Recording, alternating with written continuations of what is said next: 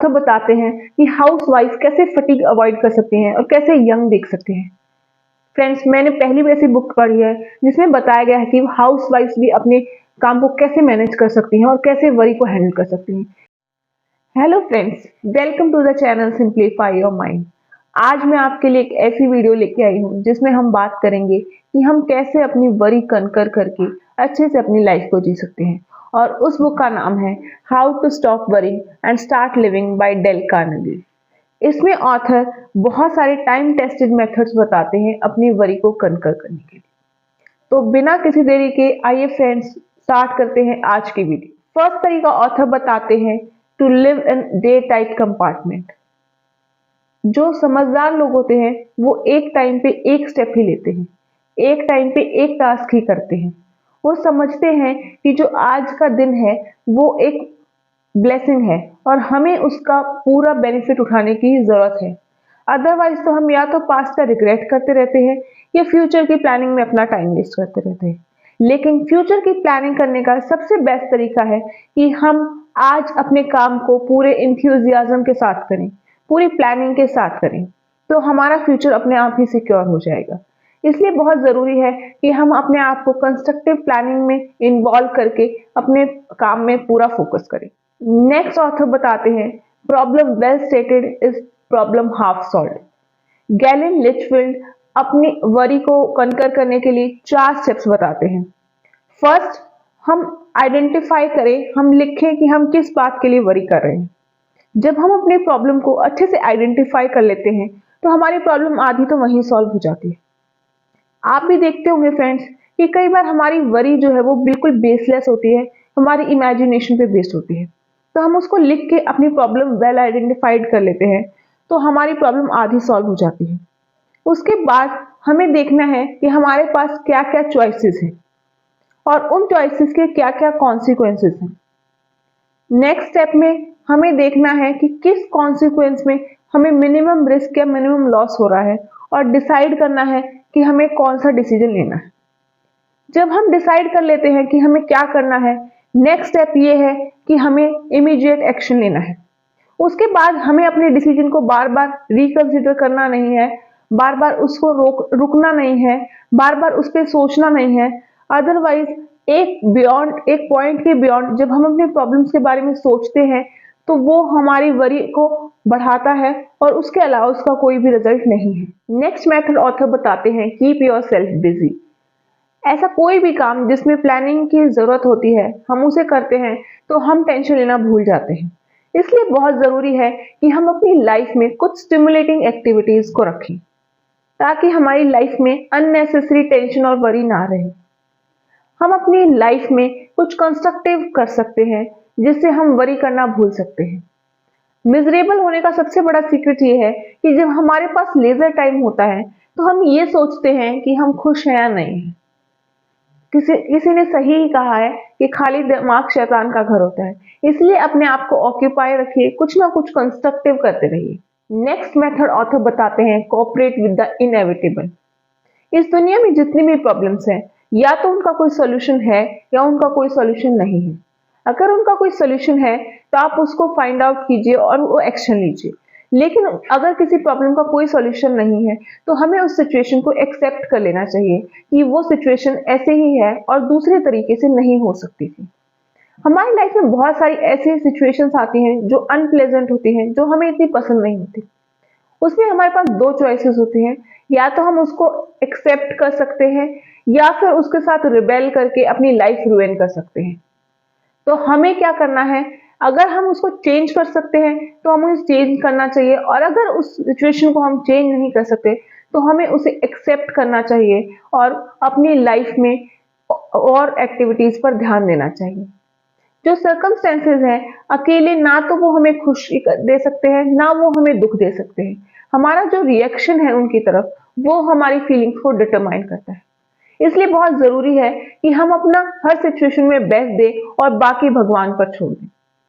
इस सिचुएशन के लिए आप गूगल पर सेरेनिटी प्रेयर भी फाइंड आउट कर सकते हैं जिसमें बताया गया है कि हमारे पास इतनी विजडम होनी चाहिए कि हम सिचुएशंस के बीच में डिफरेंशिएट कर सकें कि किन सिचुएशंस को हम कंट्रोल कर सकते हैं और किन सिचुएशंस को नहीं। नेक्स्ट मेथड ऑथर बताते हैं थिंक एंड एक्ट चेयरफुली।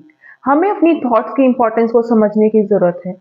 हम जो सोचते हैं हमारी डेस्टिनी को डिटरमाइन करने में वो एक्स फैक्टर का रोल प्ले करता है।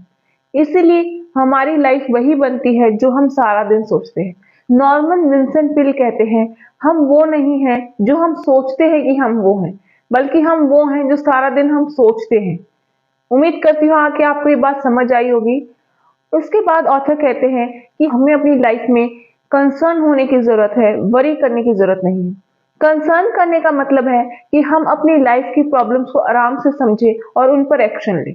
लेकिन वरी करने का मतलब ये है कि हम ये देखते रहे कि अगर ये नहीं हुआ तो क्या होगा, अगर ये हो गया तो क्या होगा, और कोई भी एक्शन ना ले। इसलिए लाइफ में हमेशा कंसर्न रहे, पर वरी करने की कोई जरूरत नहीं। हमारा जो मेंटल एटीट्यूड है वो हमारी फिजिकल बॉडी पर भी इफेक्ट दिखाता है। अगर हम हमेशा नेगेटिव थिंकिंग ही करते रहेंगे तो हमारी बॉडी भी इफेक्ट होएगी। इसलिए बहुत जरूरी है कि हम अपनी थिंकिंग को सुधारें। एक पर्सन जो है वो पूरे दुनिया को बदलना चाहता है, लेकिन उसे सिर्फ अपना माइंडसेट बदलने की जरूरत है। अगर वो अपना माइंडसेट बदल ले तो उसकी लाइफ सिचुएशन पूरी तरीके से चेंज हो जाएगी। ये डिपेंड करता है कि हम अब दुनिया को किस चश्मे से देख रहे हैं। अगर हम अपने चश्मे का रंग बदल देंगे तो दुनिया हमें बिल्कुल अलग दिखने लग जाएगी। हमारा पीस ऑफ माइंड या जॉय इस बात पर डिपेंड नहीं करता कि हम जिंदगी में कहाँ पे हैं, क्या हमारे पास है, बल्कि इस बात पे करता है कि हम उन सिचुएशंस में कैसे रिएक्ट करते हैं, हमारा माइंडसेट क्या है। इसलिए बहुत जरूरी है कि हम अपने माइंडसेट को चेंज करें। नेक्स्ट मेथड ऑथर बताते हैं count your blessings not your troubles. इस दुनिया में सबसे बड़ी ट्रेजेडी ये है कि एक इंसान हमेशा वो सोचता है जो उसके पास नहीं होता है, ना कि वो सोचता है जो उसके पास होता है। अगर हम वो सोचने लग जाएं जो हमारे पास है तो हमारे दिल में एक ग्रेटिट्यूड की फीलिंग आएगी, एक थैंकफुलनेस आएगी कि हमारे पास इतनी सारी चीजें हैं। इसलिए बहुत जरूरी है कि हम अपनी लाइफ में देखें कि हमारी जिंदगी में क्या क्या ब्लेसिंग्स हैं। एक इंसान जिंदगी में दो एम रखता है, एक जो वो चाहता है कि उसको मिल जाए, और दूसरा उसको मिलने के बाद उसको एंजॉय करना। दूसरा एम पहले एम से ज्यादा डिफिकल्ट है, क्योंकि जब हमें कोई भी चीज मिल जाती है तो उसकी वैल्यू हमारी नजरों में कम हो जाती है और हम दूसरे गोल के पीछे भागने लग जाते हैं। इसलिए बहुत जरूरी है कि हम थोड़ा रुक के सोचें और जो हमें मिला है हम उसको साथ के साथ एंजॉय भी करें। अदरवाइज तो जो भी मिल रहा है उसकी कोई वैल्यू नहीं रहेगी हमारी नजरों में। नेक्स्ट ऑथर कहते हैं there is no one else on earth like you. इसलिए हमें किसी को भी इमिटेट करने की जरूरत नहीं है। हमारी लाइफ की सबसे बड़ी मिजरी ही ये है कि हम किसी सेट पैटर्न में अपने आप को फिट करने की कोशिश करते हैं। हमें ये समझने की जरूरत है कि हम बहुत यूनिक हैं और हम अपनी यूनिक जर्नी पे चले हुए हैं। हमें किसी को अपने आप से कंपेयर करने की जरूरत नहीं है। हमें ये समझने की जरूरत है कि हम हमारे एक्सपीरियंस, हमारे इन्वायरमेंट और हमारी हेरिडिटरी के कॉम्बिनेशन से बने हैं। इसलिए हर इंडिविजुअल बिल्कुल अलग है और वो अपने आप को दूसरे के अकॉर्डिंग कॉपी नहीं कर सकता है। इसलिए हमें अपनी यूनिकनेस को वैल्यू करना चाहिए। नेक्स्ट पॉइंट ऑथर बताते हैं if you have a lemon make a lemonade. Author कहते हैं कि अपने गेन को कैपिटलाइज करना कोई बहुत बड़ी बात नहीं है, इसे कोई बेवकूफ इंसान भी कर सकता है। सबसे बड़ी बात है कि हम अपने लॉस को गेन में कन्वर्ट करें। इसमें इंटेलिजेंस की रिक्वायरमेंट है। ऑथर दो रीजंस ऐसे बताते हैं जिनकी वजह से हमें अपने लेमन को हमेशा लेमोनाइड बनाने की कोशिश करते रहना चाहिए। फर्स्ट, हो सकता है कि हम जीत जाए। अगर हम ट्राई नहीं करेंगे तो गारंटेड है कि हम फेल ही होंगे, लेकिन अगर हम ट्राई करेंगे तो एक प्रोबेबिलिटी है शायद हम जीत जाए। दूसरा ऑथर कहते हैं कि जब हम अपने माइनस को प्लस में कन्वर्ट करने की कोशिश करते हैं तो हम पीछे देखने की बजाय आगे देखने लगते हैं। हम अपनी नेगेटिव थिंकिंग को पॉजिटिव थिंकिंग से रिप्लेस कर लेते हैं। इसलिए बहुत जरूरी है कि हम अपने सिचुएशन पर दुख जाहिर करने की बजाय उसको चेंज करने के लिए ट्राई करते रहें। नेक्स्ट मेथड ऑथर बताते हैं प्रेयर। प्रेयर सबसे पावरफुल फॉर्म ऑफ एनर्जी है। प्रेयर में हम अपनी फाइनाइट एनर्जी को इनफाइनाइट एनर्जी से जोड़ते हैं। प्रेयर करने से हमारी तीन बेसिक साइकोलॉजिकल नीड्स पूरी होती हैं। पहला, प्रेयर में हम अपनी प्रॉब्लम को वर्ड्स में रखते हैं। हमने पहले भी डिस्कस किया था फ्रेंड्स कि कैसे हम अपनी प्रॉब्लम जब वेल आइडेंटिफाई कर देते हैं तो हमारी आधी प्रॉब्लम तो वही सॉल्व हो जाती है। सेकंड, प्रेयर से हमें ये लगता है कि हम अपने ट्रबल के टाइम में अकेले नहीं हैं और कोई हमारे बर्डन को शेयर कर रहा है।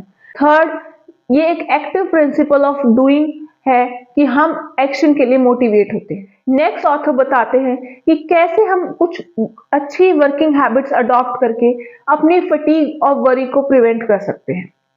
पहला, ऑथर बताते हैं कि हमें अपने डेस्क को क्लियर करना चाहिए। जब मैसी डेस्क हमारे माइंड को सिग्नल देता है कि हमें सैकड़ों चीजें करनी है और उन चीजों को करने के लिए हमारे पास टाइम नहीं है, जिससे हम टेंशन लेना स्टार्ट कर देते हैं। दूसरा, हमें अपनी चीजों को प्रायोरिटी के अकॉर्डिंग करना चाहिए ताकि जो सबसे इंपॉर्टेंट चीजें हैं वो हमारी हो जाए और वो छूटे ना। Third, when you face a problem then solve it then and there.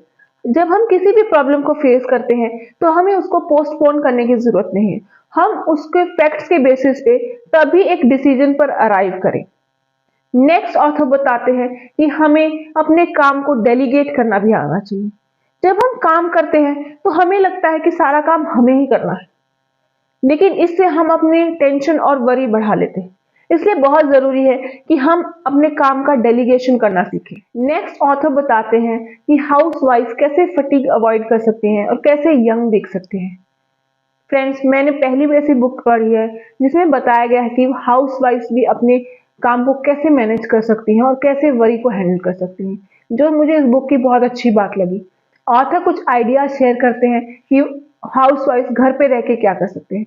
वो एक नोटबुक या स्क्रैप बुक प्रिपेयर कर सकते हैं जिनमें वो इंस्पिरेशनल कोटेशंस पेस्ट कर सकते हैं, ताकि जब भी वो लो फील करे तो उन कोटेशंस को पढ़ के, उस बुक को देख के वो अपने मूड को अपलिफ्ट कर सके। सेकंड, वो सोशलाइज हो सकते हैं। आप भी देखते होंगे कि हाउसवाइफ कैसे अपनी लाइफ चार दीवार तक सीमित रख कर लेती है। जब वो बाहर जाके सोशलाइज करती है अपने नेबर्स के साथ तो वो अपने मूड को अपलिफ्ट करने के साथ साथ कुछ ना कुछ नया जरूर सीखती है।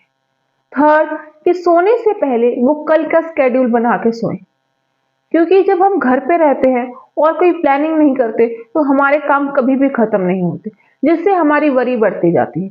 इसलिए बहुत जरूरी है कि हम प्लानिंग के साथ काम करें और रिलैक्स रहें। नेक्स्ट ऑथर कहते हैं कि हमारी 70% वरीज हमारे फाइनेंस से रिलेटेड है। अगर हम अपनी फाइनेंशियल वरीज को कम कर ले तो हमारी लाइफ काफी हद तक सॉर्ट आउट हो जाएगी। इसके लिए ऑथर कहते हैं कि हमें 3 महीने तक अपने एक्सपेंसेस को ट्रैक करना है और उसके बेसिस पे अपना बजट बनाना है। बजट हमेशा पर्सनल होता है और हर इंसान का बजट अलग हो सकता है।